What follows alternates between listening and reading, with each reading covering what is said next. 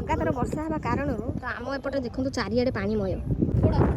ଭିଡ଼ିଓଟା ଦେଖନ୍ତୁ ଜାଣିପାରିବେ। ସିରିୟସଲି କହିବାକୁ ଗଲେ ଆଜି ମୋ ସହିତ ଗୋଟେ ବଡ଼ ଅଘଟଣ ଘଟିଯାଇଛି। ସେ ଅଘଟଣର ପ୍ରମୁଖ କାରଣ ହେଉଛି ଏ ସାଇକେଲ।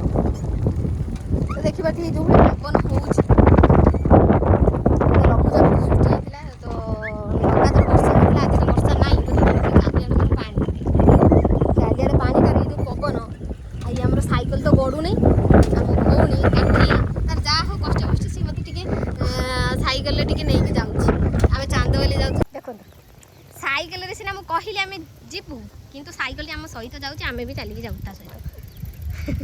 ଯେହେତୁ ଶ୍ରାବଣ ମାସ ସଂକ୍ରାନ୍ତି, ମୋ ଭଉଣୀର ଆଜି ଓଷା, ତ ସେ ଡାଇରେକ୍ଟ ମୋତେ ମନା କରିଦେଲା ମୁଁ ବସେଇକି ନେଇପାରିବିନି, ତୁ ଚାଲି ଚାଲିକି ଚାଲେ। ଛାଡ଼ ମୁଁ ଚଲାଉଛି, ତୁ ବସୁନୁ। କହୁଛି ମୁଁ ଗାରେ କୋଉଠି ପକେଇ ଦେବି। ତୋର କ'ଣ ମୋ ଉପରେ ବିଶ୍ୱାସ ନାହିଁ? ଇଏ ଯୋଉ ଖାଲଟି ପଇଛି ଯଦି ଗଳେଇ ପଇଲା ଆଉ ଏଠୁ ପାଇବା ମୁସ୍କିଲ। ଘରେ ଆସି ପହଞ୍ଚିଲା ପରେ ପ୍ରବଳ ଭୋକ। ଖାଇବା ପାଇଁ ବାଢ଼ି ଦେଇଥିଲି ପଖାଳ ଭାତ, ତା ସହିତ ବାଇଗଣ ଚକୁଡ଼ା ଏବଂ ମଟର ଆଳୁ କଷା, ଆଳୁ ଦଳା ଏବଂ ତରକାରୀ। ପଖାଳ ଭାତ ସହିତ ମୋତେ ତରକାରୀ ଖାଇବା ପାଇଁ ସ୍ପେଶିଆଲି ଭଲ ଲାଗେ।